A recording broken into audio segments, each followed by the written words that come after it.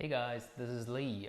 This is the only vanda I'm growing, and I've been growing it for a couple of years. As you can see, it's suffered quite a lot, a little bit of sunburn here. In the beginning, I was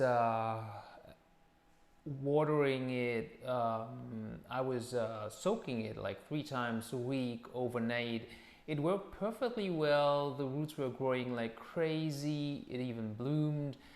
Actually, I was very happy, but I wasn't happy about the work that I have to put into this orchid, because like soaking 3 times a week overnight, and then you just, yeah, you could keep the water, but then you always have a bucket with water standing there. It was a waste of water for me, and it was just too time consuming. Um, so I thought I have to do something about it, and then I potted it up into lacquer, trying to do a semi-hydro approach. And the plant didn't like it at all. Sorry about the flickering in the back of my grow space. I'll turn it off. So what was I saying? I was trying to put it into semihydro, and it didn't like it at all. The roots were totally damaged, and they just died off. And then the plant suffered for a while, and then it wasn't me. It was my friend Andre who came up with the idea of installing a pump system that would pump the water up and then water the roots. Yeah, you see that those kinds of pots being sold commercially, but somehow the ratings were really poor, so I didn't buy one of those, but instead Andre and me, we tried to imitate it. And let's have a look at that. So this is what the construction looks like. It's a normal orchid pot which sits in a glass container. Yeah, you have a little pump here. I don't know if you can see it, the black thing there. There's a little pump there. In the beginning, I had the pump down here, but then it was kind of hard to get the whole thing up to clean it. So instead, I now attached it directly onto the bottom of the pot. So this pump pumps up water from a reservoir that you see here. I know it's really hard to see because the roots are in the way, but there's a little tube that connects the pump to the ring here, and there are little holes in the ring so the water can be distributed along the root system. So in the beginning, I had this ring on the side of the pot, and I was trying to put the holes in a manner so the water would spray into the root system. But this ended up into a splashing everywhere. There was water everywhere on the ground. It didn't work for me. And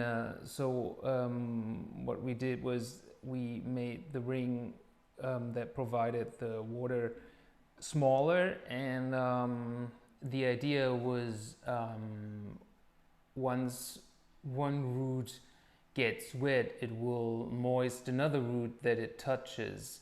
So we don't have to actually hit all the roots with water. As you can see, there's some wire that's attached to a an inner ring that surrounds the stem of the vanda. This is just to give the whole plant more stability, because it was wobbling around all the time. I don't think that's a good idea. Yeah, I'll switch it on and we'll see. Okay, you can see the the water is not running like crazy. It's not spraying everywhere all over the place. Actually, that's what I wanted. I wanted to keep it safe in the pot because I don't want the water running 2 hours, 3 hours when I'm not at home and then everything's wet, right? So this is more just like a drizzling, dripping, almost like a rain. That was what I'm trying to imitate. And yeah, I'll have that run 2 or 3 hours a day, and we'll see how it works. I've been running this system for about, I think, 1 month or so now. Quite happy about it, and it saves me quite some work. The drawback of this system is that it is not a very beautiful, a very sightly construction, and you really have to watch out for the reservoir because I attached the pump directly to the bottom of the pot. You have to pay attention that the reservoir is high enough, so you have to refill it every now and then. I think like once a week or so. And yeah, but by attaching the pump to the pot, it's easier just to get the whole system out for cleaning purpose. If the pump were down at the bottom, then you need a longer tube in the middle. The whole thing is not that stable. So I'd rather have it that way. The water, note that the water doesn't actually reach the bottom of the orchid pot, so the roots do have a chance to dry out in between, which is important. I could have considered leaving it in semihydro, of course, and then giving it more time. Maybe the root system would have recovered, new roots would have grown, but I just didn't feel like doing it. And yeah, I even considered potting it up in normal media. People do that too. But then I thought, well, this poor plant has suffered so much already. I don't want it to go under so much stress again. It didn't bloom for me last year, I guess.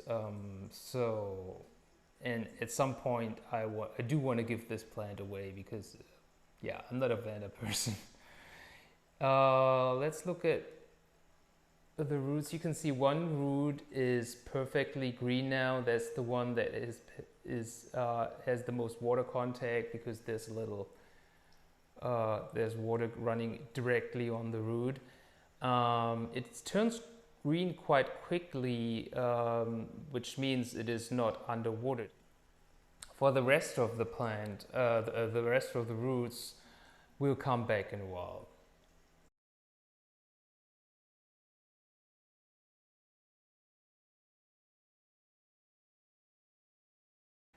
So it has been around 2 hours and 20 minutes this thing has been running, and you can see these two roots, even though the water hasn't really sprayed directly on the roots, have turned green now. They have contact somewhere down in the pot with other roots that got wet, and so they got some humidity too, which is fine. It's wet to the touch.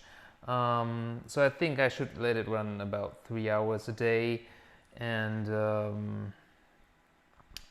yeah, it seems to be working.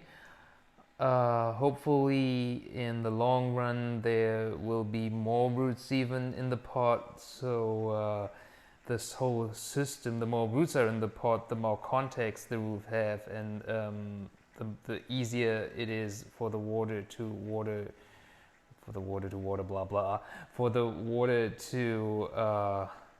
spread within the pots and wetten the roots.